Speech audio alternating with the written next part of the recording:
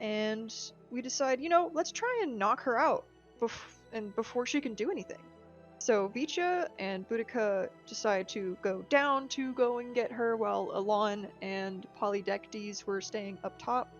But, she heard us, and then she turns around and she saw Boudica, and she was like, alright, it's girl talk time. And we talk, we chit chat. It's chill. Just gal to gal for a bit, Yeah. Yeah, girl time, girl talk. And then Alon shot her, and then she caught it before it could get to her, and she was like, I really hoped that I could bring your wife some good news, but Bear said you would never change. And then she went beast mode. We really slapped each other around during that fight. Our strength was drained. Vicha and Boudica, we were having a rough time. And eventually, by the end of the fight, she shifts back into her human form, and Boudica threw the net on her, and Alon gave her the paralytic. And, when he did that, Estelle flowers were bursting through her skin, but Kayleigh immediately cut them off. And we hear banging! And we're like, important wow, little we gotta... detail as well. She tried to escape from the hall itself, but could not because the window had disappeared. But now the window's back. And Window's back. We're like, okay, let's go out through this window. And then we're confronted with a plague doctor masked guy. So, yeah, I think we're gonna have a silly, funny time. I think you will too, because this is where we're beginning the session, as all of you are beginning to look around and see Urupon Hall being surrounded. At this point, we are going to be entering a skill challenge, because y'all have to escape, else your asses are getting jumped. And we're gonna get to another combat. Don't you guys just love another combat after a boss fight? Oh. Well, then, what are you guys doing as these creatures are beginning to try and climb through the windows and break down the front door? We're already at the window we came in through, right? Correct. And you can see one of the creatures is right there, trying to climb in.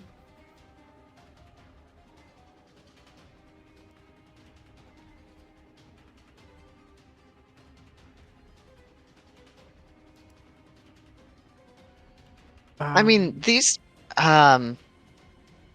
this thing doesn't look like it's very heavy, right? But it is blocking our way. Correct.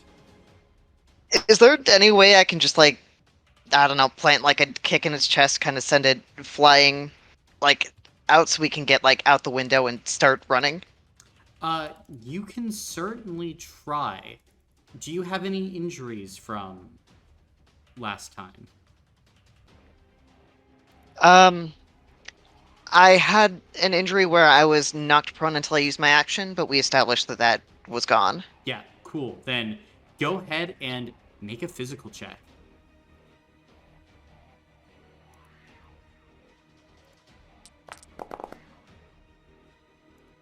That is going to be... I don't have hero points. That'll be 3 successes.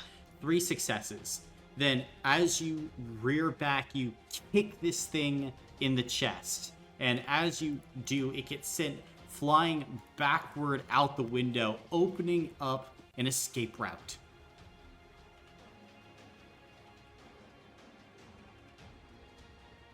I guess we all sprint away.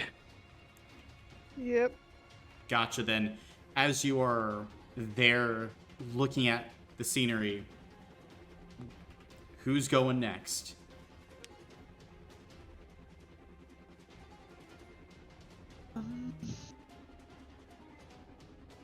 Boudica, you can go next. So, what I think Boudica is doing is that Boudica is trying to float instead of using her legs because her legs, they're messed up. So she's trying to use that to her advantage to try and cover ground quicker. Gotcha. Very cool. How is that helping the rest of the group? It is helping because they do not have to expend energy to try and drag her. But I'm trying to think of a better... Aren't you also the one carting Ocean? Yes, that is also That is how it is correct. helping. Yeah.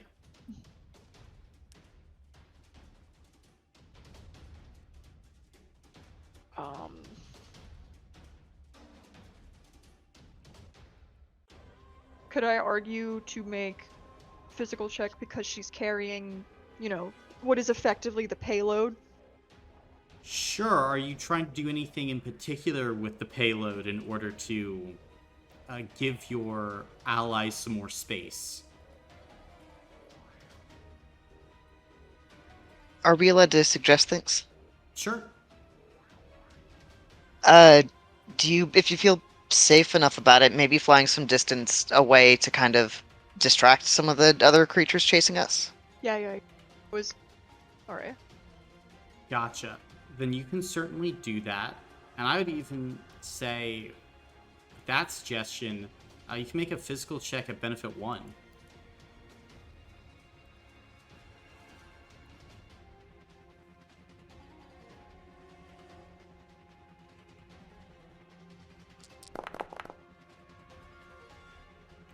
And successes?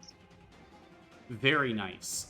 Then, as you are beginning to fly, Boudica, you look below and you can see these creatures, the spitters, these larger hulking things, and as they begin to spit, their acidic nature allowing them to vomit up these projectiles at you. You twist and dive and turn, carrying an unconscious Ocean. You also have Prestige 1 in physical, so you would actually have had 8 successes there. As you're moving along, Boudica. And with this, Kale, Polydectes, Alon, and Vicha all get down onto one of the main streets. Are you guys attempting to take the sewers? Are you attempting to just like run on the streets to get back?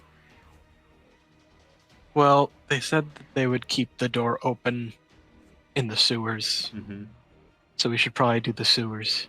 Gotcha. So then, Boudica, you watch as your allies drop down into the sewers. Are you trying to follow behind? Yeah, I'm trying to, dive right where they're going. All right. Can I actually wait at the opening until she dives in? Sure. I would like to do that. Gotcha. And as you wait, Boudica dives in, you closing the grate behind. Mm-hmm. All right. Then, as you're there, Alon, you can see maybe now 10 or 12 of these crow-like creatures moving at you. The Plague Doctor masks opening up, revealing the jaws within as these other infected begin to move. You close the path behind, but now you're in the sewers. What are you doing? Do any of the things chasing us, can I pick out any that seem like they're moving faster than the rest? Yes, the ones with the Plague Doctor masks seem to be the Okay. fastest. Can I use a power as well as a skill to like help myself out? Sure. On if I can sort of pick out one of the Plague Doctors that seems like it's the fastest one, like the one that's most likely to catch up. I would like to imbue it with the Curse of Shadowed Chains. Hey. Yeah. Then I would say with that, you could make either a physical or a spirit check with an extra 2d6 on top. I'll go with physical. Okay.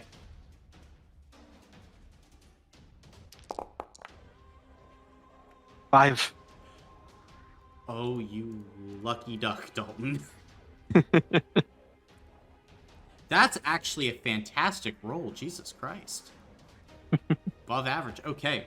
Then, as you're looking, these creatures getting closer, you can see one that is bounding towards all of you quicker than the rest. What does your shot look like? Uh, I imagine it's sort of like he pulls up his crossbow and loads a bolt, but as he loads it, he sort of whispers words into it and then fires this bolt that like leaves behind a sort of black trail as it impacts. Awesome. And as the bolt impacts, you watch as, like the blooming of a flower, these shadowy chains wrap around this creature. And as it runs, it begins to just shred itself apart with the energy from the shadow chains. And as it dies, you cover the rear Alon as a few more attempt to come down into the sewers, and you fire once, twice, thrice as they all begin to drop. Vicha, you are at the front. Make a mental check to see if you can remember the way back quickly in the heat of this moment.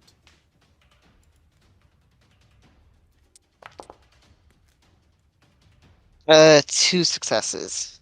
2 successes. You have the way back. As you are beginning to move into space, it is dark. There are creatures about. They're likely hot on your tail, but you have to get going. Boudica, as you look left and right, you can hear the cries and shouts of creatures. And then, up ahead, just a glimmer of light in the darkness. And you can see, right there, the narrow opening of the door and the eyes of Sten looking out from the other side. You've made it. Are all of you ducking back inside? Yep. All right. Yep. Then at this moment, as you all begin to duck back, are you all helping Sten turn the crank and close this door? Oh, Yeah. absolutely. Then, Yeah. as all of you help to turn, you watch as one of these crows attempts to get in, trying to push its way inside, bones and joints contorting. And as it does so, beginning to reach out, you watch as Kale lights up his longsword, cuts off the head, and you watch this thing is squished as the vault door comes forcibly to a close. That's a lot of action you brought here. Yeah, well, it was worth it, I think. Pointing to the net.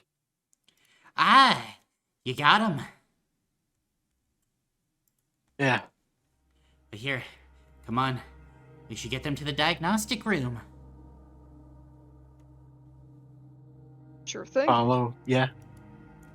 And as Sten is beginning to make his way through, you all begin to head up to the upper levels.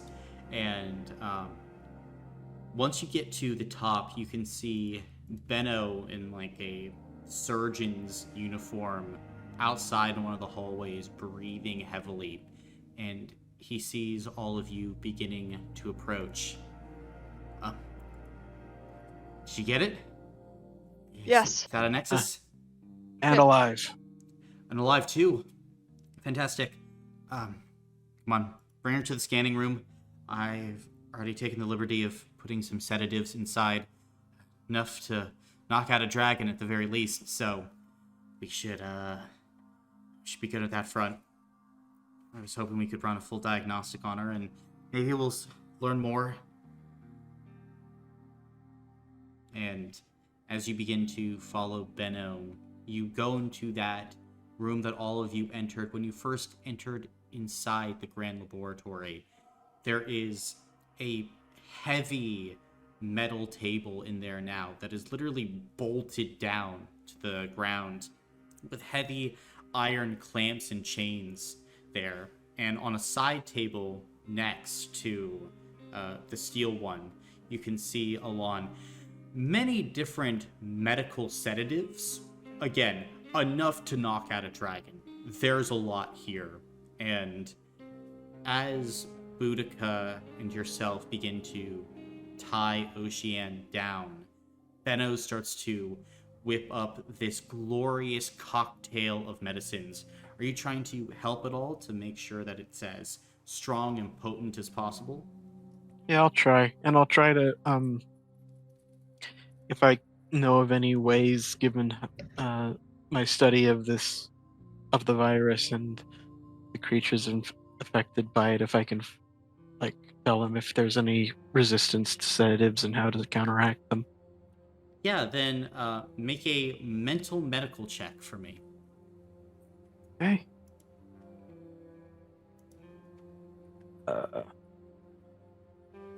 Second. Yeah. 4.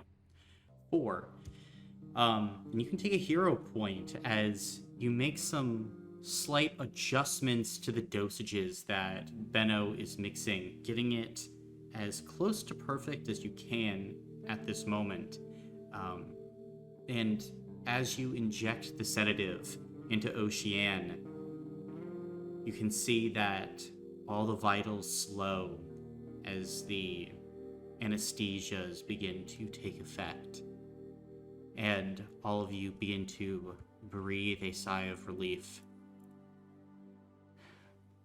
So, some of you look pretty hurt. Yeah. It was a difficult fight. It was difficult, but how did things go here? How's Neza? Come on, let's get out of this room.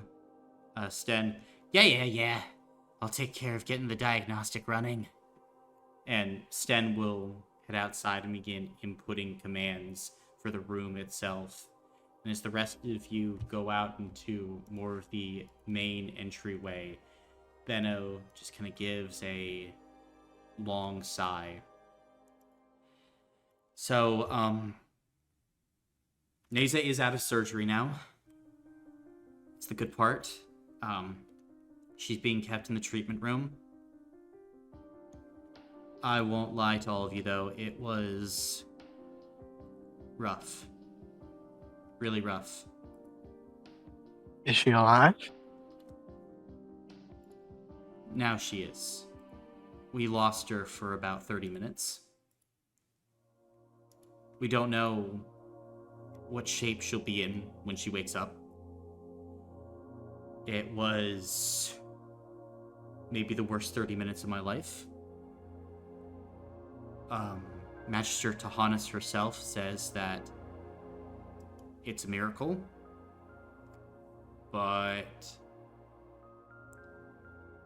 I won't lie to all of you. There was a moment in there where we thought it was done, and the virus just seemed to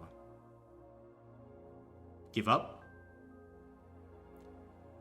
And that's why she is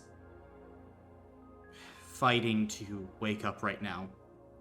It's still too early to tell what state she'll be in, or if she will fully pull through at all. But we wouldn't be having that conversation if... And I'm telling you, Mr. Skiratai, it's like just certain parts of the virus blew itself up. Blew itself up. Self-destruct button. I've never seen anything like it.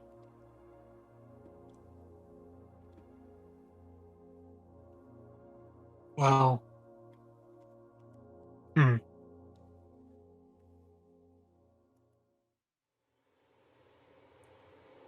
So Have I there's that. ever... Am I aware of any...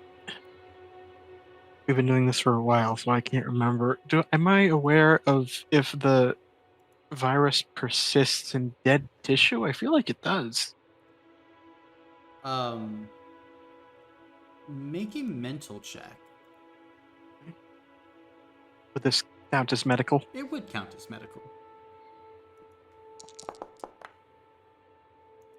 4. 4. It cannot infect tissue that is already dead. However, Mhm. it does persist in dead tissue. So, it just giving the self-destruct order, yeah, that is very weird. That is extremely odd. It does persist in dead tissue typically. But I've never.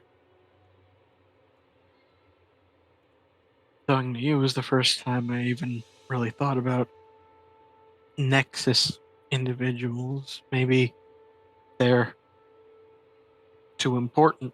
So if they die, then it needs to retract its tethers from them. I don't know. Maybe. Yeah, that's probably it. You don't sound convinced. I'm just hoping you're right. Fair enough. I don't have a better explanation. Well, let's hope that person over in the diagnostic room can give us some answers. Huh? Yeah, likely the diagnostic will take 24 to 48 hours. We're probably going to be as thorough as we can. See what, if anything, we're able to pick up, and before the diagnostic's done, it's a waiting game. Even now with Neza. She's an Aether Soul. Strong one. It's a waiting game for her, too. So now we have some time. Right. And basically, for you and your characters, for the next 24 hours, you have a solid period of downtime.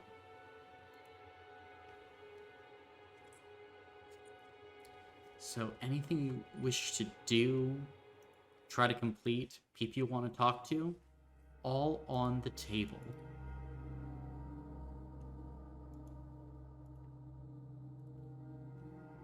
So the question is, what are you guys doing?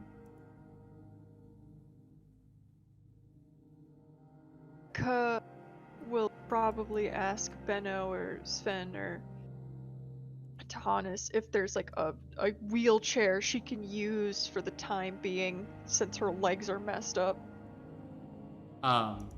This point, Sten will nod. Wheelchair? Yes. I've had some tinkerings with a few. I'm no stranger to messed up limbs. And he will go and fetch you a wheelchair. Technically a wheelchair. I suppose. It does not have wheels, though, Boudica. It's more of a spider chair, powered by 4 human hands on each side that move along and propel the chair forward. Epic. And there you are. Oh, thank you very much. Mm-hmm. I only need it until my legs bit better, but Right. Well, please test it. It's a prototype that I've been working on for a long time. so I guess Boudica will attempt to sort of use this souped up wheelchair. Yeah, very fair. As the wheelchair begins to make its way around, what does Vicha think about this old woman in her spider wheelchair?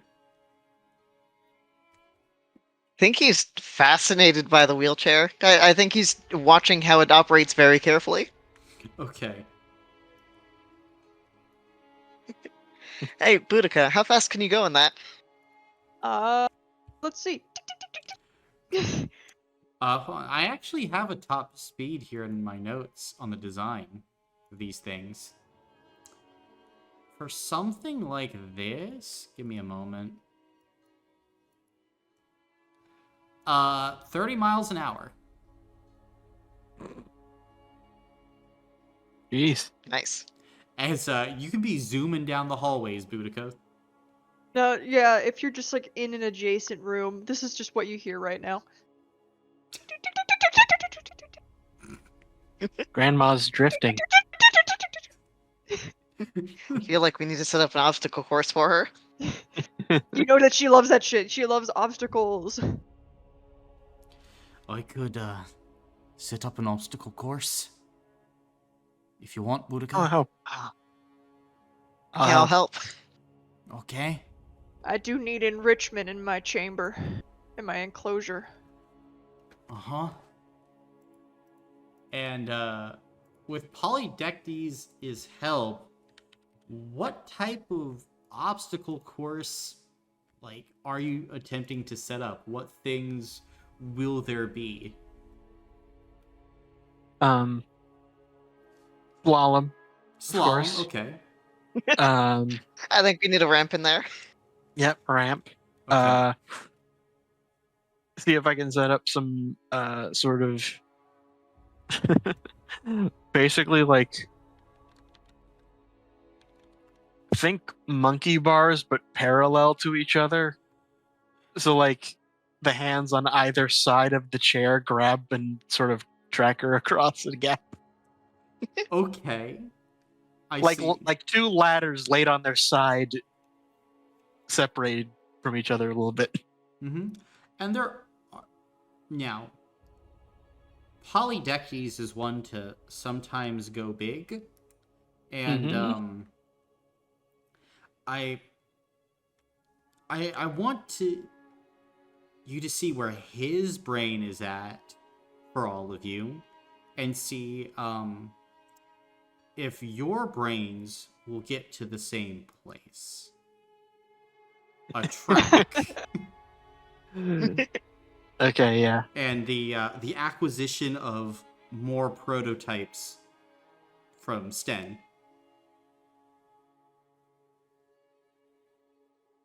Are we all doing this? Yeah, let's do Okay, it. if we're doing this, we're doing at least one loop. One loop? Okay. Let's see how good the grip is on these hands. Let's see if these hands can catch. Okay. Anything else that you're putting on your course?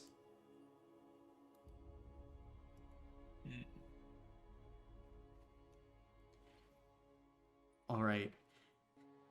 If not, then go ahead for me. Everyone who wishes to participate, roll 2d6. We will keep rolling and knocking off the lowest roller. So far, Polydectes is in. Is Vicha in?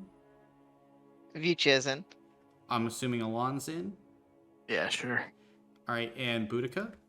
Of course.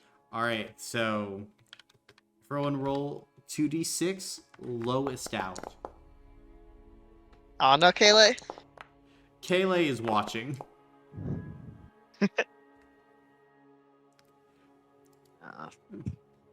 Well, Looks like Alon's out. Alright. Yep, I'm out. Alon out first as you begin to fall behind. Probably, how do you get out of the course, Alon? I'll leave that up to you. Just to clarify how this is working, are we all in chairs, or are we taking turns in Boudica's chair, or Oh are yeah, some there are of us chairs enough running for it? everyone. Okay, cool. In that case, I think probably it's the latter thing. Probably Alon's chair, he like enters into the ladder section a bit too shallow and it like jams up one side and he just falls out. Okay. Very fair, very fair. Then, that is the case, you get out that way. But there are still people in the race. Roll again, everyone. 7 again for Polydectes. Ooh. Let's reach out. How does Vicha get out? I think he takes a corner too sharp and drifts into a wall. Gotcha. Then, with a spiraling of hands and parts, Vicha is out. Now, it is Polydectes and Boudica, as Polydectes pulls right up beside you, Boudica, and says, "You've gotten slow in your old age, it looks like."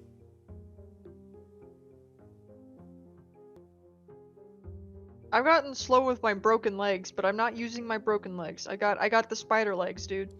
You're terrible at trash talking. And he's just gonna try to push on to victory. Roll one more time. Ooh, it's a 10, and how do you take the lead, Boudica? Well, you see, Boudica does like a little fake out where like a whole tortoise in the hair type thing, where like he's going really fast, and she's slowing down because he was like, "Oh, you're a slow old person." Then she just starts booking it. She starts smoking him, and she kind of turns and looks at him as she's like passing him, and there's nothing he can do. Okay. She's just smiling. And And then when she gets to the finish line, she's like, "Have I gotten slow in my old age? You've gotten slow in your young age. That's more concerning." And at this point, like, Polydectes tried to speed up to prevent you from overtaking him, wipes out in the horizontal monkey bar section. As But Boudica gets there and like finishes, she's pumping her fist and be like, "I am undefeated. I am the best at obstacles." then you can take 3 hero points for your victory.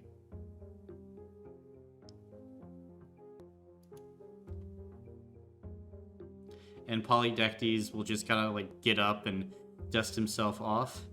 Yeah, you can see that. Better than me, at least.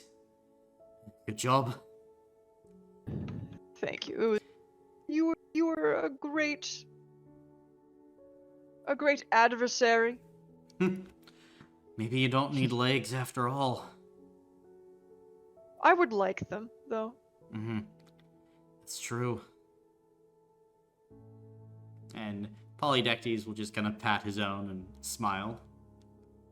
But Boudica is crowned Darmium Kart Champion. Beautiful. Excellent. A great way to get session 69 going. Mm-hmm. Good old Darmium Kart. Anything else, Good old Darmium cart. though, that you guys have on your to-do list? Vicha would go ahead and, if Benno has a second, Vicha would want to ask him some stuff. Yeah. Benno would be pretty much checking the machine and Niza the entire time, generally looking a little more nervous, but as you approached, he would compose himself. Hey, Vicha. Hey, Benno. I had a question, if you had a moment. Yeah, what is it? There was something you mentioned a couple times called the chain. I was curious about what that was. Yeah, the chain was the group of people that ran Darmium, a group of scholars. They essentially, the concept of Darmium was the different academic schools being united as one. No weak links in the chain, they used to say. And, when you have alchemists and arcane scholars and have mathematicians and everyone else under the rings working together, you can do great things. Each one was chosen for their particular field due to their understanding of issues and their overall capacity for leadership. They made pretty much all the decisions. Great system. Until it's, of course, infiltrated.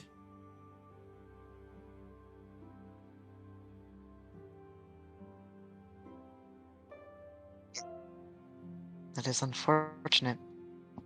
Sounds like it was quite a good thing going for a while. It was. I mean, of course, every system has their bad apples. I mean, there are a few members of the chain that I certainly didn't get along with, but when push came to shove and they discovered the Lord's virus, they got to work.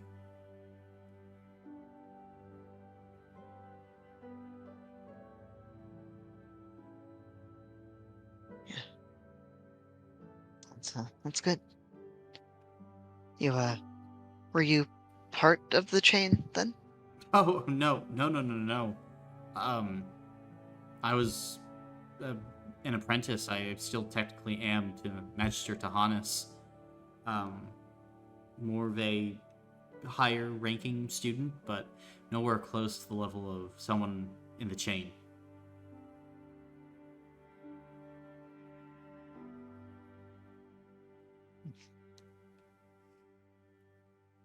Still,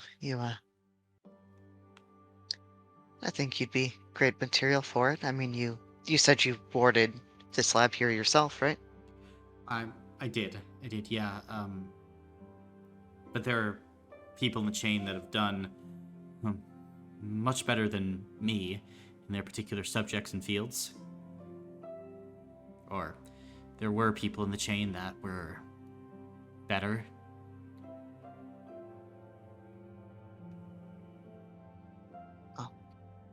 There were, but you're still here, and whether or not there were people better than you, I don't think that diminishes the fact that, you're still very good at what you do. Oh, yeah, sorry, I don't mean to diminish myself. I mean, of course, like, my wards are great. They've certainly stood the test of time, but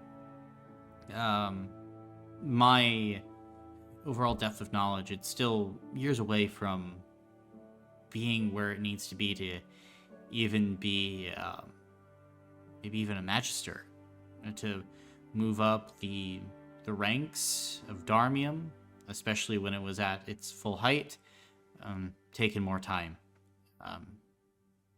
Your friend Polydectes, he was he probably would be more of a magister level if I had to guess. I mean, he's come a long way since we briefly crossed paths at Chateau Yor.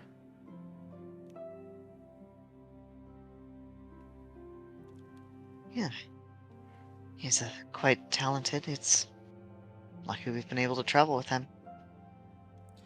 Certainly, but I mean, thank you for your compliments, and hey, one day when there's an after from all this, I'd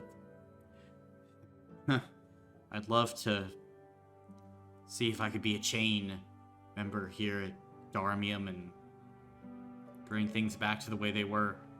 Better than the way they were. Even half the way they were.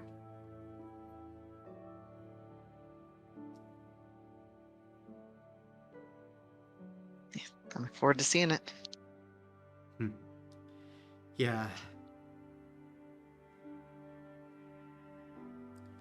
But, you seem more academically inclined. Maybe there would be a place here for you, too? Maybe. I, haven't quite figured out what I'm going to do when all this is over. I, honestly wasn't really supposed to be involved in this anyway. It was kind of a fluke that I ran into my friends. Well, I guess the old saying, they didn't really like this back in the day, but better to be lucky than good. I guess that applies here.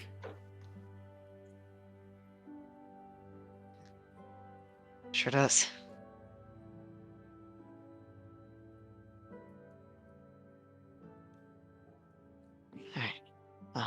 I'll leave you to it. I appreciate you answering my questions.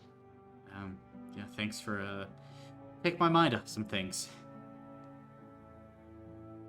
Yeah, of course. And I think Vicha will give him a friendly pat on the shoulder and then head off. Cool. As Vicha heads off.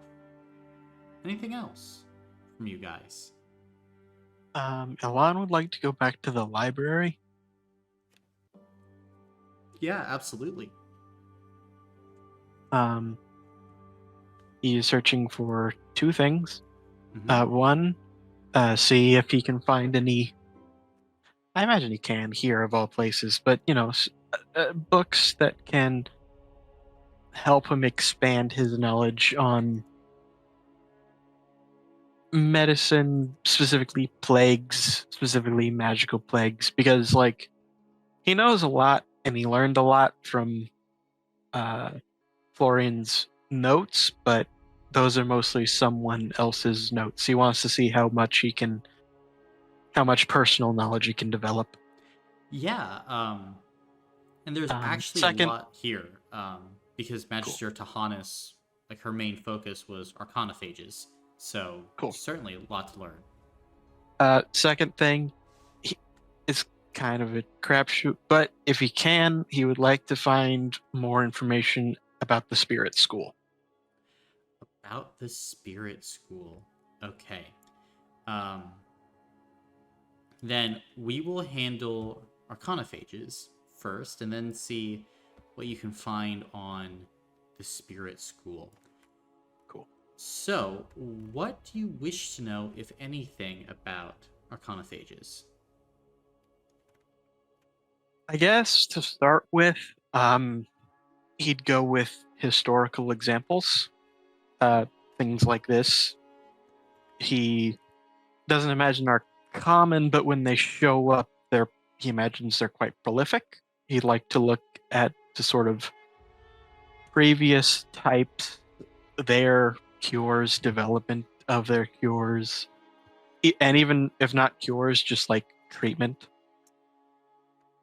Yeah. I know the blood spider thing. Yep. It's one of them. Yep, the blood spider blight, certainly. But make a mental check with an additional benefit 1 to see what you're able to comb through. Oh, could I also use doctor for this or no? You can. Cool. And benefit stacks, right? Yes. All right, here we go. 5. 5, okay. Then there are actually many examples of arcanophages that you're able to look through. Things like gridlock, ice throat, dragon rot, of course, the blood spider, other more specialized diseases as well. Looking through, there are some, like dragon rot, that have no known cure. Right. This is a thing that, of course, attacks the flesh of a creature, begins to create lesions, fever grips the person, and then things just start to fall apart within the body. Connected to a dragon cult in the past. There are others like ice throat that has spread through colder climates. That there are many different theories about how it was created. Some say it was created by vampires to kill their enemies. Are arcanophages always man-made? They are always made. Yes. Okay. Like the reason why they are so tough to actually combat is with other diseases, there is a process of evolution and creation that happens naturally. The immune systems of people can actually build up a tolerance to know how to fight them. When you're getting a completely alien virus or bacteria or prion or any number of other things that technically fall under the arcanophage umbrella that enters a body for the first time, the immune system does not know how to fight it, because especially these things don't behave like other viruses.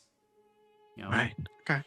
Um, you do have things though like Ice Throat, where it's like the feather of a phoenix rubbed against a frozen throat can help cure the actual affliction. Usually, it's kind of a fire against fire type system where Mm. magic is required or some sort of supernatural element in order to stop the arcanophage.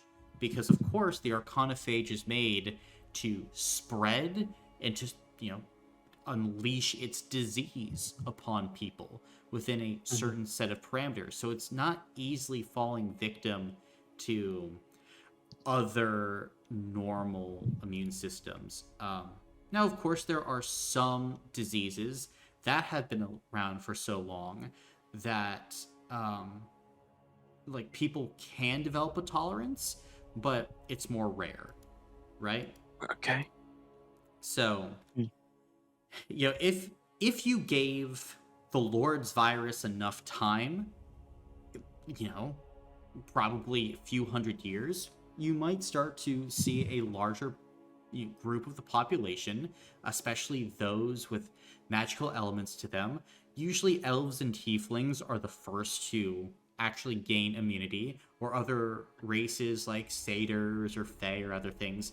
Humans, dwarves, those types of races, even orcs, they're kind of like the last to get any immunities to begin to develop. It's usually. So, sorry.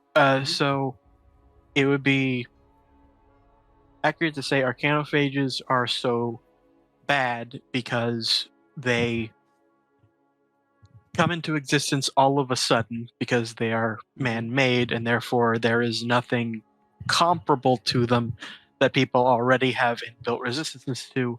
But once they exist, the body can adapt. Certain bodies, yes, and slowly. And that's also if the person who created the arcanophage doesn't have other methods of preventing adaptation. That's partially why Right. the Lord's virus is so bad, because it actively fights against any attempt to cure it. Like, you could have any shoddy necromancer in a lab somewhere in Arquette who is cooking up an arcanophage, throws it out, and you can have some wizard here, maybe in Darmium, go, oh well, there's a weakness here, blam, and is able to create a spell or a method of alleviating the affliction. But if you have someone of considerable skill, they might be a few steps ahead. Mm-hmm.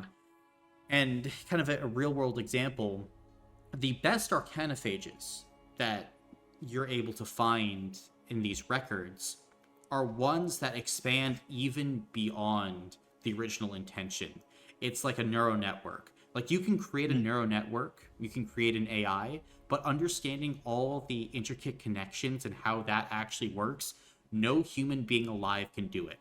Just as no sorcerer alive who makes a truly lethal and difficult to cure arcanophage knows fully the depth of it.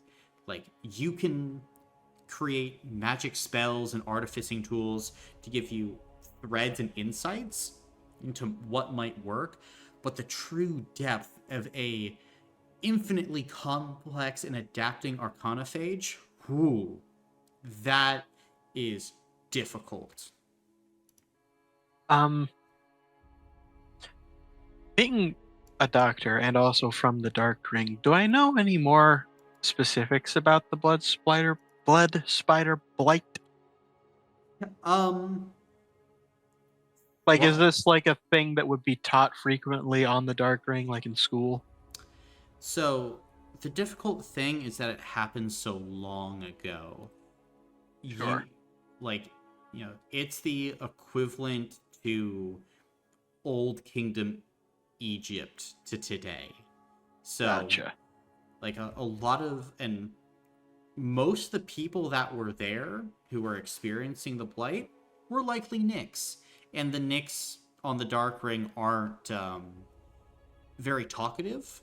So a lot Right. of things are second, third, 10th hand, you would know some things like that Althara the Impure was able to control the blight and gain energy from it, that it spread quickly, bringing governments low.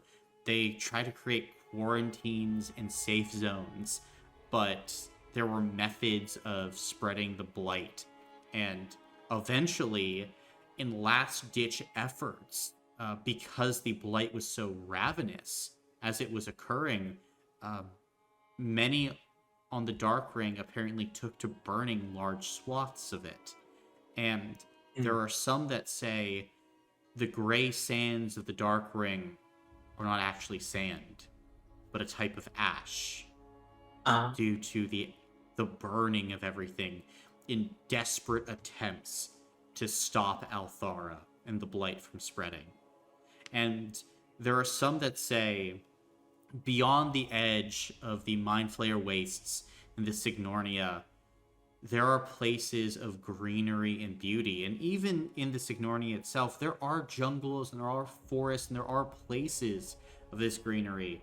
It's just that these very specific patches in these areas maybe indicate like this being the effort of a desperate people.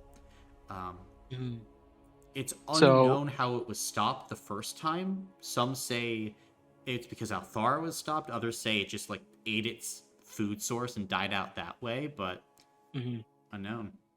Yeah, but this is again, this is something that's so long ago. It'd be like talking about the Bronze Age collapse. It's like we only really know what happens because records stop. Exactly. Yeah, I mean, this was something that was occurring during the Titanic War. Right. Okay. And so that's a period of history where people just go like, shit happened. Like bad shit happened. Things went crazy. This is the age of boogeymen and heroes. Like, right. You know, things of legend and myth. And out of this carnage and chaos, like somewhere out of that, in those remnants, brought the spark of new civilization, which was Carwyn, and eventually from Carwyn, the Clovian Republic. And like once the Republic was founded, that's when you have some history. Because despite the Republic collapsing, it was nothing like the Titanic Wars.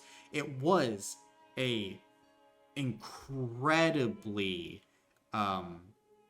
like impactful event, probably the most impactful event to the average person in the Rings of Meropis, just due to the scale. But it's still not like, guess what, the board was wiped clean.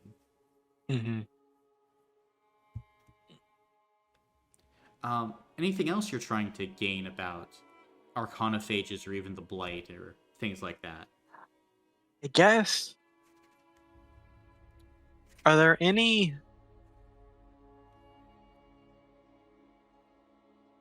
basically I'm thinking with a type of disease, there's typically like a type of prevention. Like with respiratory diseases, just don't breathe near people. Or with stuff like bloodborne diseases, just don't get body fluids on you. Is there an arcanophage equivalent where it's like, stay this far away, don't touch surfaces, don't breathe in, don't... The problem or is it just... it depends. Or is it just because it is a man-made virus every time, it's entirely different every time, and that sort of thing can't be established? Yeah, it can be entirely different every time. Ice throat is thought to be carried by like literally diseased blizzards. So like if you are in Kovarov and you're out in the wrong storm and a cloud just happens to be carrying this arcanophage in the snow, in the water, like that's how you get screwed, because if you get frostbite from that particular storm, that's how the ice throat begins. So in that particular instance, don't be out in the cold, be inside. Right. But like for another, like theoretically, the the way to stop the Lord's virus is, hey, don't allow the network to grow. Kill all the flowers, kill all the vectors, make sure a nexus host can't be created. And as you start to go through, that's likely what the citizens were doing. They were making sure new vectors could not spread. They were burning the prophet. Other people, the cult that they thought might be carriers, they were keeping out. If you had to devise a prevention method, textbook what Lords was doing. But we have no evidence that the disease had ever taken hold to this degree prior. So do we think? Yeah. Well, okay, do we? I mean, we were told that the cult had tried to take over, but and that it was sort of.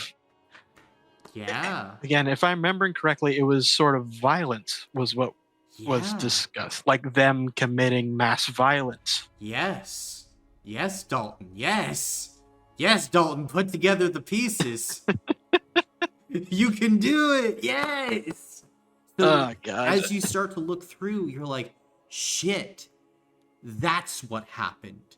There was an event where likely there was a spread. A critical point was reached. But through it all, as you're remembering back, Arnaud Bouchard put a stop to it. He came in the night. He made sure the Nexus hosts were gotten. He burned things. He made sure that quarantines were set up. Like, as you look through all this, the hero of this story for Lords was none other than Arnaud Bouchard. In those actions, in that moment where the cult almost took over, but he pushed all the right buttons to make sure that it could not spread and that the eruption, the outbreak, would not get worse. And he contained it. He limited it. And he almost destroyed the cult completely. Because as you went to the Church of the Neverborn, they were running out of supplies and material. Like, there was just going to be a point soon where they were just going to be without what they needed. Like, he literally was using Fabian tactics, if you want to think back to the Second Punic Wars. I know you get that reference, Dalton. I do. I exactly do. So he was using those tactics to make sure that a group who only wanted conflict, who wanted connection, who wanted to spread, could not do that. And he was winning. Don't take bait and only fight a battle if you can win it. Correct. And that's what he was doing. He was only fighting the battles he could win.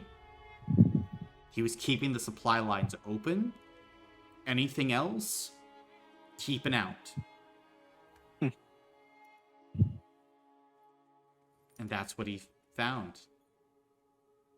And through it all, Lords, like, as you do more research, Lords should not have survived. It should have been taken over. But it wasn't. Are there... No, that wouldn't make sense. Huh.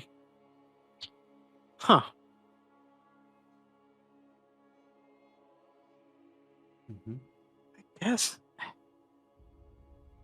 Now I'm just wondering, where the hell did Naomi come from? That is a great question. Maybe Benno would know. I'm gonna go talk to him. All right. And I'll come back to the spirit school stuff. Gotcha. And would you let Vicha or Boudica in on any of this as well? Yeah, I'll let them know. And I would also open up the floor if you guys have any questions that you would try and gain through the research.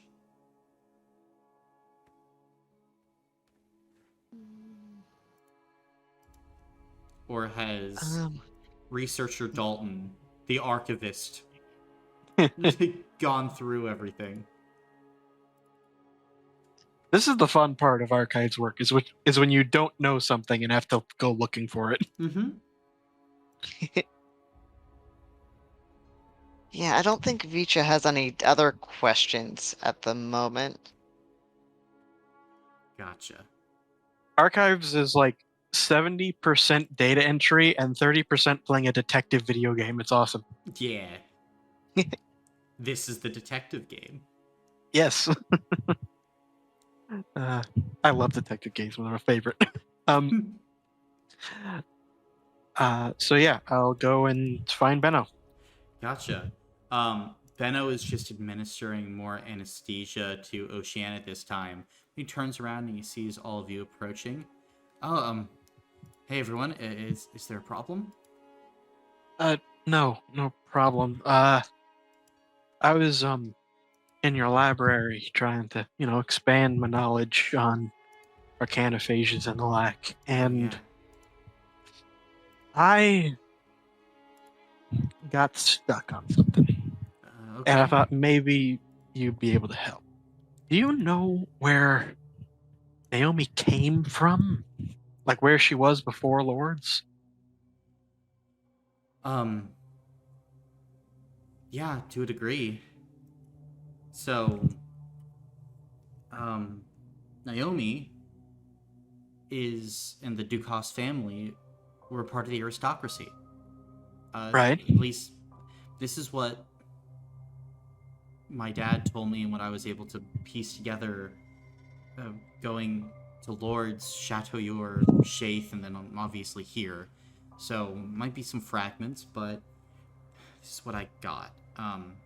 Originally, the Dukas family, which my family, the Kovatch family, is kind of broken off of. Right, cousins, Yeah, right? cousins, right. Um, we're kind of distant in that way, but we're there. Naomi grew up in the aristocracy, and from what I'm able to tell, everything was fine. Like, it wasn't like they were scheming with the cult all of a sudden, but that they were just a normal family continuing on the tradition for generations, right? Mhm. But then I do have a record. I found it when I was in Chateauyour, and I was looking through some records. It looks like Naomi passed through Chateauyour at some point because she was on a mission to find new avenues of commerce when she was young. I think she had been sent out on this sort of mission because, I mean, you've all seen Lords, right? Not Sure. the most economically viable place. And she went to Chateauyour and a few other places. I think she tried to go by Shaith. And last stop on her list was Glane. And after Glane, she turned around, came back. And that's where I pinpointed things being different. Um, so something happened there, I think. And then it was, I believe, 675 or 676 when she actually invited my dad, me, I was very young at the time, and our other extended family to Lords. And my dad talked about this a little bit, but, you know, apparently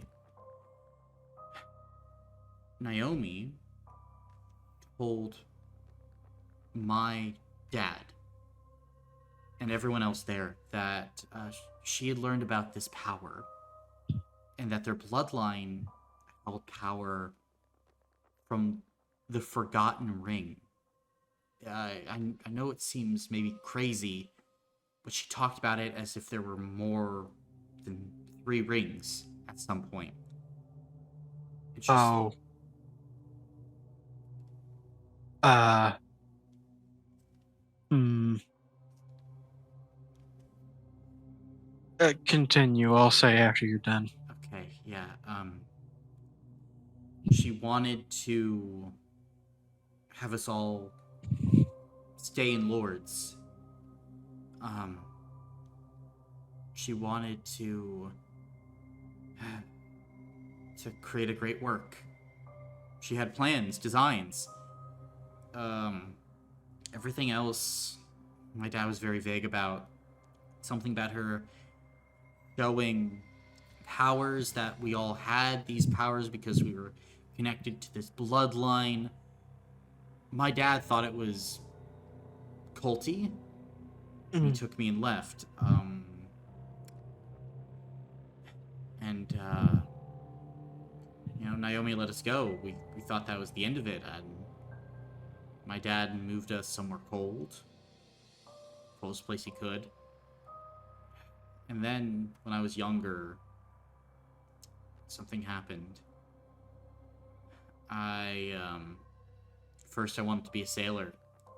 I took a trip, went to Zell, went to the coastline of Arquette, to Tatakai. It was all very interesting.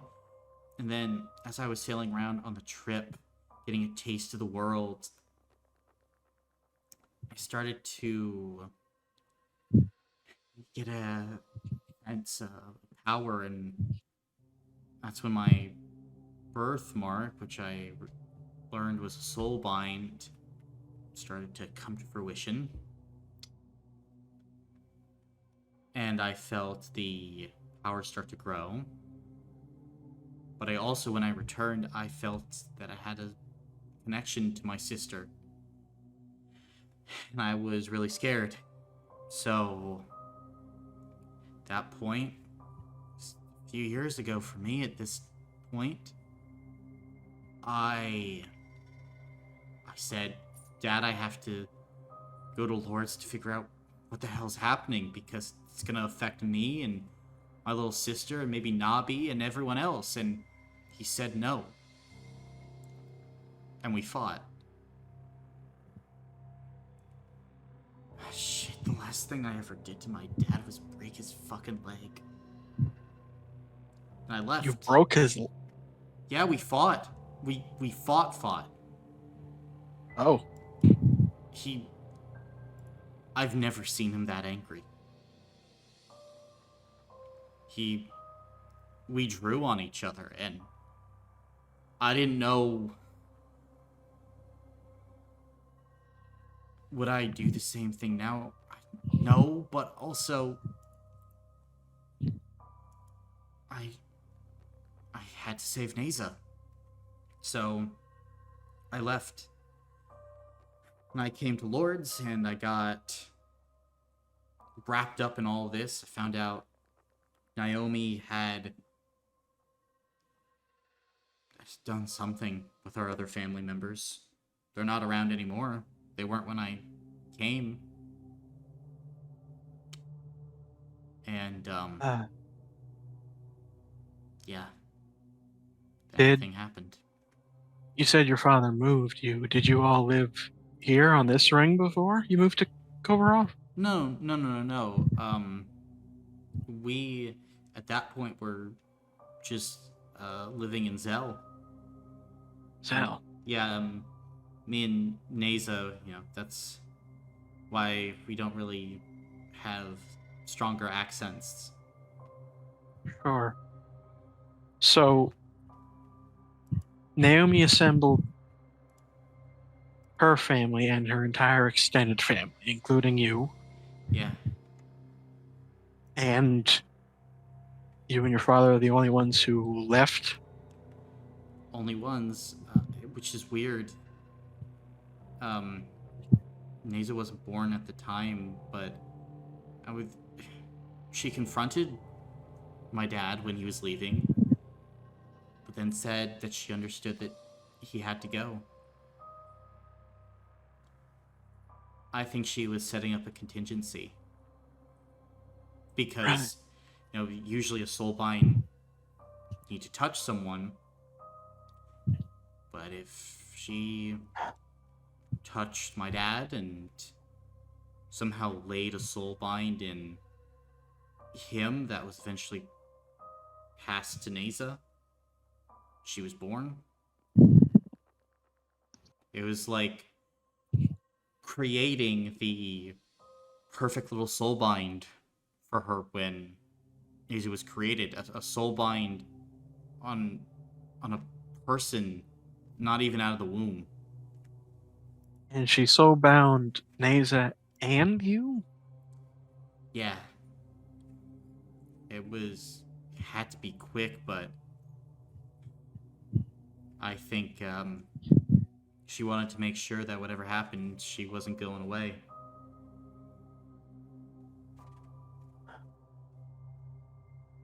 Hmm.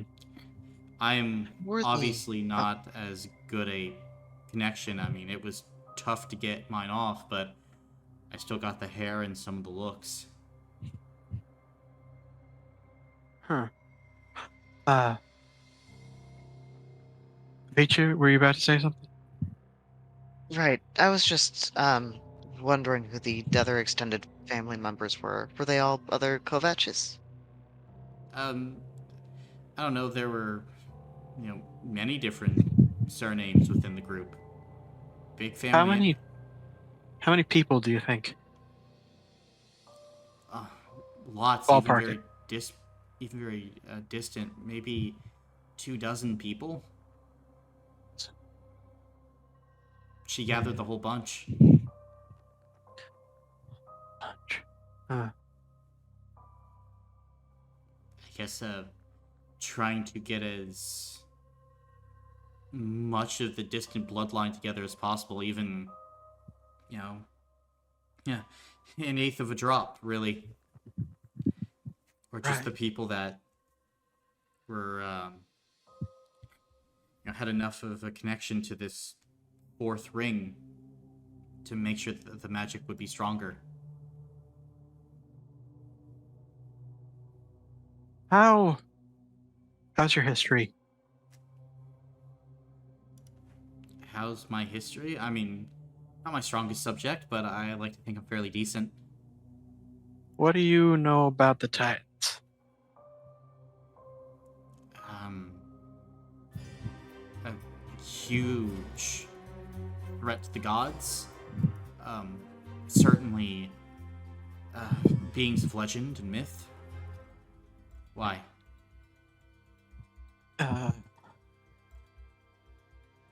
We were under the forceful employ of Mr. Byrne, Yeah. along with Polydectes, Uh-huh. and well, let's see here. Where to start? He turned his wife voluntarily turned into a portal monster. Oh. And created a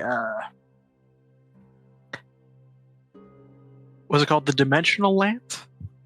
Yes. Mhm. A machine called the Dimensional Lance with Polydectes' input. Oh. Well, Polydectes built the damn thing. Let's put it that way. Okay. And it could send people through the stack with some side effects. He sent us, as part of an experiment, right down to the bottom. Bottom. Yep.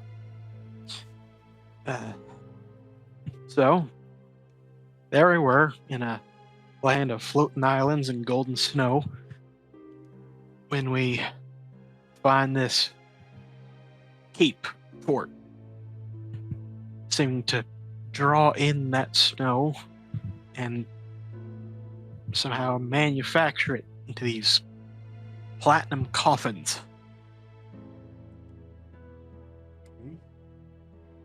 Well, eventually, after several days of trying to resist it, curiosity got the better, and we went and took a look inside. And inside, we found a throne room fit for a giant of, let's say, titanic proportions, with a stained glass window behind it, depicting Meropis with 4 rings around it. Oh.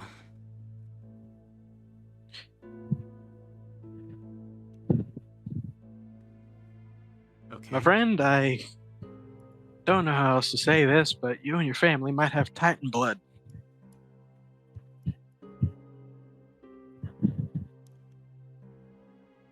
That's something to drop on a guy. Ah, well.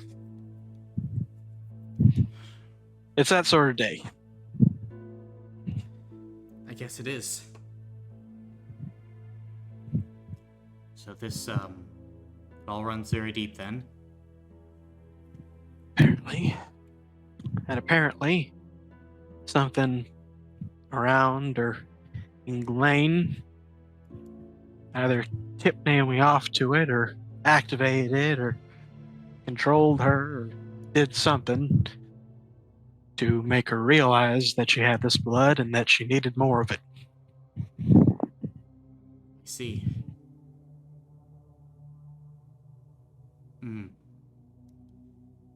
Here, maybe this will actually help. I can maybe focus the scanner in a little bit more. This is all useful. This is good. If we're looking for specific bloodlines and things like that, I mean, Glane was an old city. I don't think it stretched back to the Titanic Wars, but it's old. Older than Lords. I'm gonna run and correct a few parameters, but thank you. This is very helpful. Right. And Benno's gonna run off.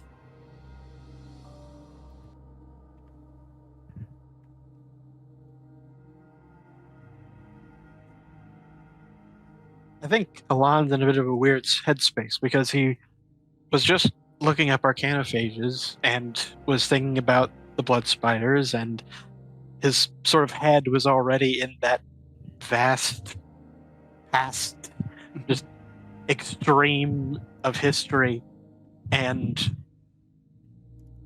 just because it was the most famous arcanophage he could think of, and now it is pertinent. Yep. Don't you love it? You all have involved me in some very weird things. Elon sort of pokes an empty space in your body.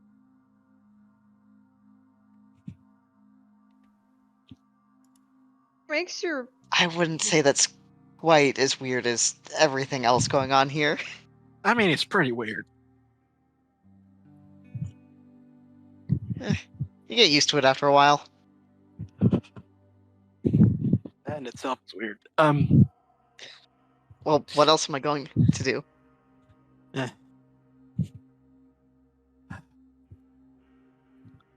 So, this is new information.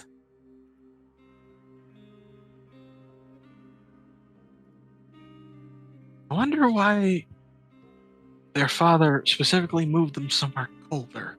Do you think it's because it inhibits plant growth? That was what I assumed. yeah, I was under the impression it was because of all the plant type shit. Maybe. Seems a bit. Do you think he worried that she had planted seed or pollen on them, or do you think he was worried that she could find them or reach them in Zell? I think because Probably a mixture. yeah. Because here's my thinking. This may be a out of the nowhere train of thought, but Naomi and the cult seem to at least be trying to act covertly. And there's, like, they sent us down the cosmic stack to the point where magical means of communication to the rings was impossible. They pretended to be friends and neighbors as they were plotting our demise. They utilized a shapeshifter to infiltrate positions of power. It would just seem sort of out of their bailiwick to spawn some Estelle flowers in the middle of a courtyard on a ring they don't belong in.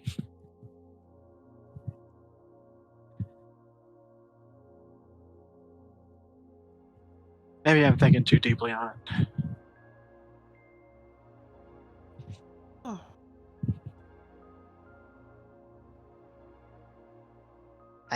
You know more about these people than I do. I only have hearsay at this point. But I don't know. Maybe I.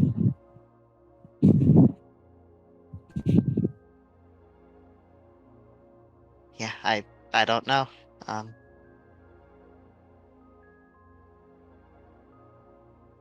I guess well, it sounded like their father wanted them to be as far away at all costs. It may have just been a matter of going where they didn't think Naomi would look.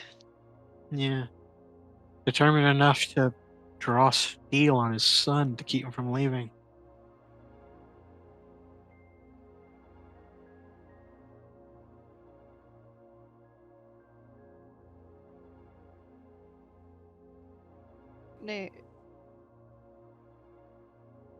I wonder how Neza was able to leave and go to Lord's. Well, that you know. He's- She was off at college, and this was her little trip. Yeah, I was gonna say she probably didn't tell him where she was going. Gotcha.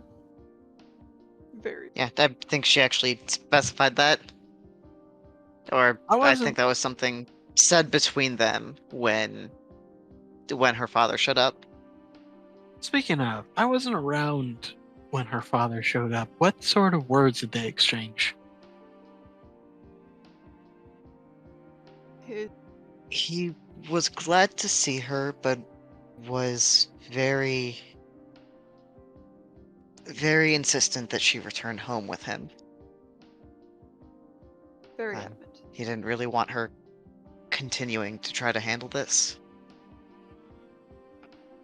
Did he mention Lords before Neza did?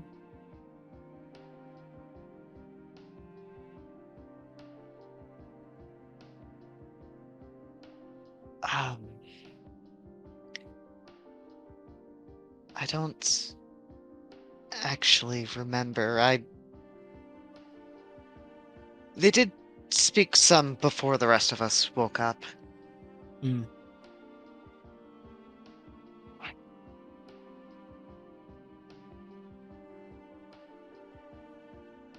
Yeah, I'm not sure who brought up Lords first, but he I also somehow think tracked her without magic. no, he wasn't. He used magic, but he wasn't the caster of it.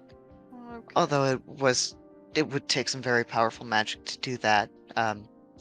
I think also by the time we were awake, Neza did ask him what he knew about the primordial ring, what was currently going on it, and use that as a lead to tell him about what was going on. Hmm.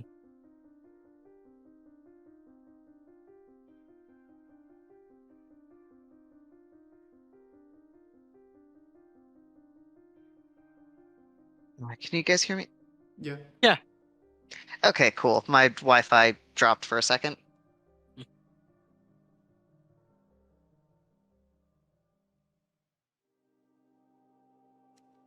What's the in a normal normally progressing time stream. What's Benno's and Naze's age difference again? Let me check in the normally progressing time stream. Let's see. Benno is like 5 or 6 years older, I believe. Hmm.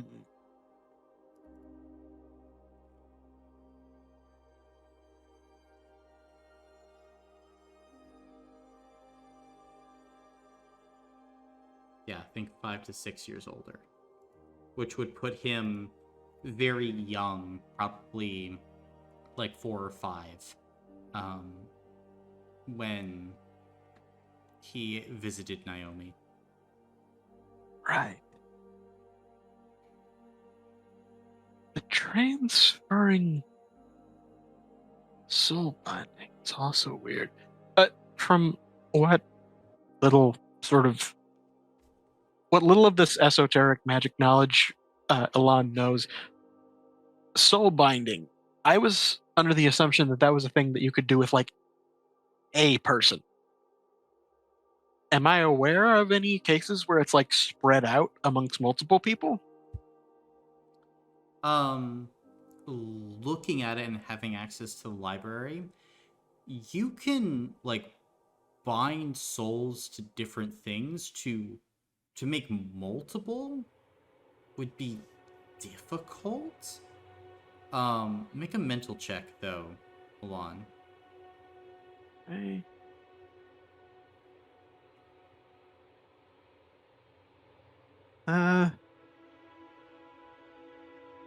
You know what? To heck with it. I'm going to use that Crohn's tonic. Okay.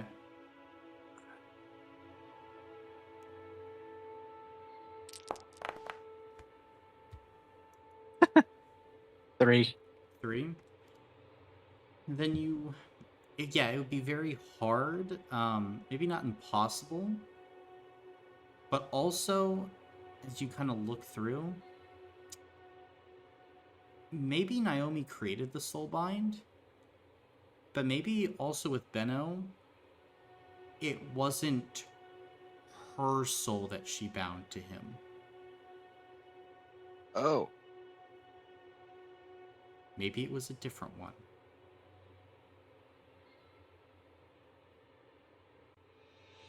And that's a possibility.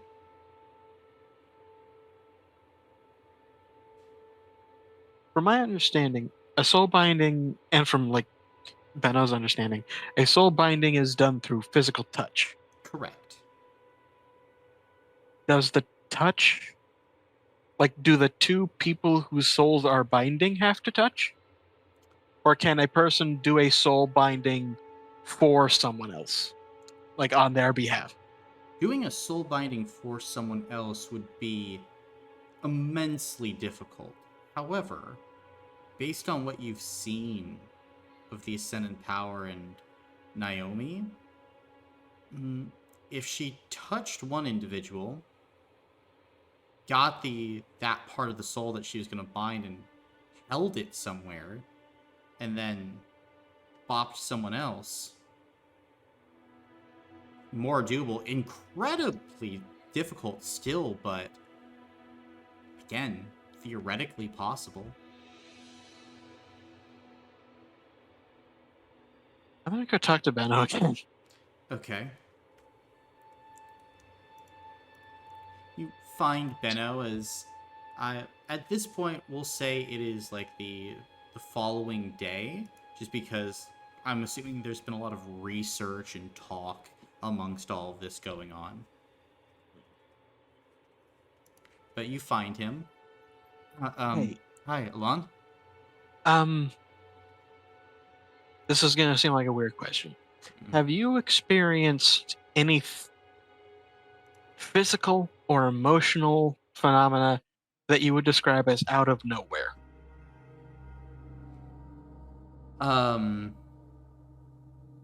In the past, yes. I mean, more recently, I would like to think no. But I I don't know how I would identify that. I feel like it'd be pretty blatant. I have reason to believe, with what research I've been able to conduct, that your soul binding isn't to Naomi. Okay. Well then, And I thought I removed my soul bind. sure, how long ago would that have been? Uh, The removal. a year, maybe 2. Okay.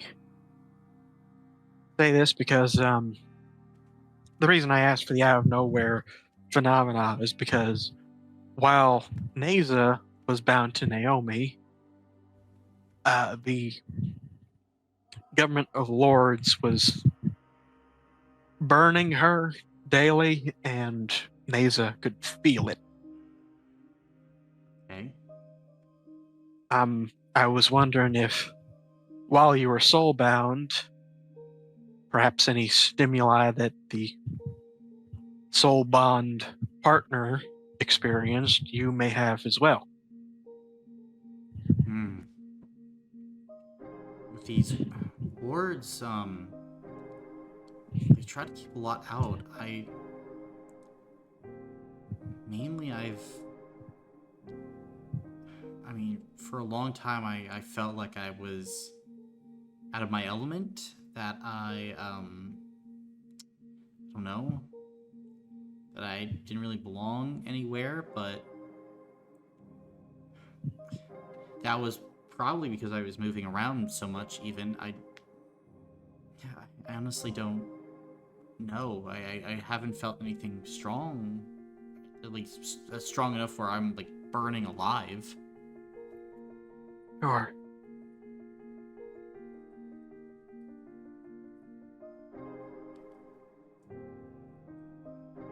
Naomi performs soul binding on someone else's behalf. Who would she have done it for?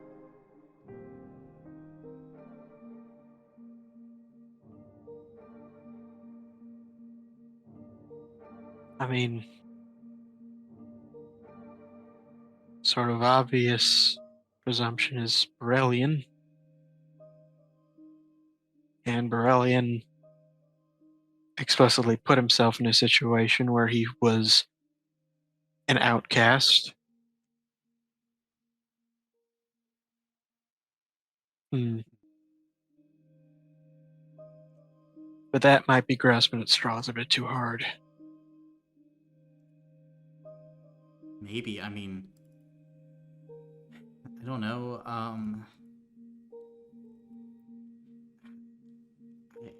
I mean, the most that I can really conjure up is, again, some of those feelings of maybe like slight loneliness, maybe some hunger, thirst. I don't know. And But Alon, you can make either a mental or spirit check. let's go with mental.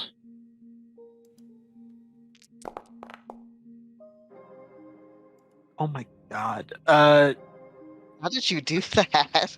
I don't You know. rolled like Caleb. You did it, buddy.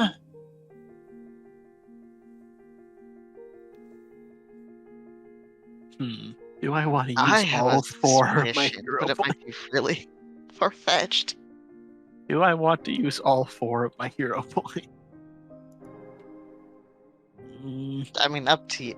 I'm really curious, but I have no hero points to throw at you to help you. God damn it. Okay, here we go. Oh, 3. 3.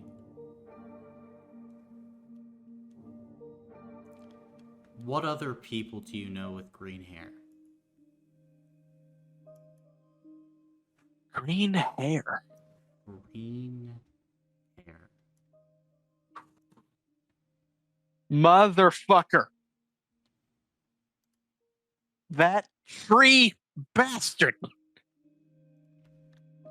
you think about it, and as you sit there, you realize Clement didn't die. He's being kept alive. A little bit of hunger, a little bit of thirst, a little bit of loneliness. Elon's eyes start twitching. What? I know who it is. I know who it is. Is it a good or bad thing? It is a deeply angering thing.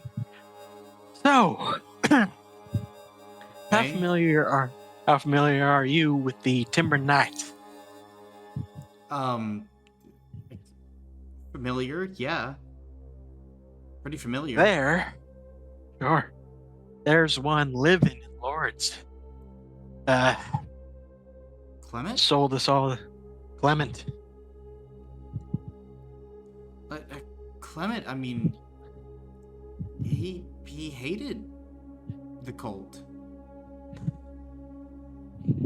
I mean, he was cursed to be there. Sure, cursed, but from his point of view, saved by the Archfey Estelle, who, if Meraviglia is to be believed, is now walking around controlling this here virus. All right, but wait, but then why? What better way to completely absolve yourself of suspicion than hating every stance they take and every breath they make? And this way, even if Borellian, their deeply embedded undercover agent, got made, they would still have eyes on the inside that could slowly but surely disseminate their ideals. Yeah, but he was locked away. I mean, he was nowhere. I mean, if you wanted someone else, like, why don't they get someone out of the church, someone random, a satyr on the side of the road? What use would they have for a tree man? Well,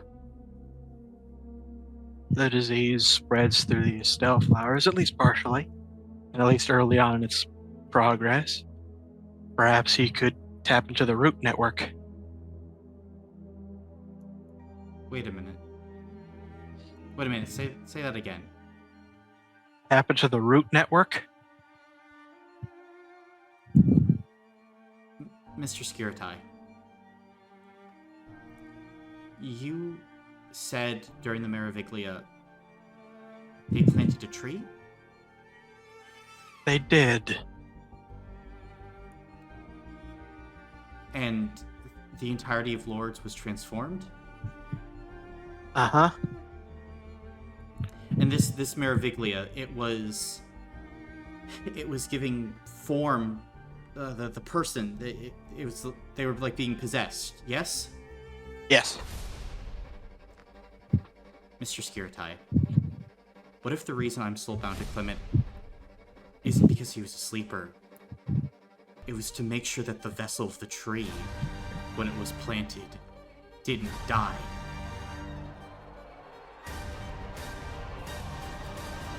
Yeah. And it's here where we will end the session for today, as all of you can take a level up. Okay. And Dalton, you can take 5 hero points. Good job, Mr. Detective. Thank you. Thank you for the session. Yeah, thanks. That was an interesting one. Slowly unweaving the web that's there. I can't wait to see Jamie's notes on this one. I think there'll be great notes.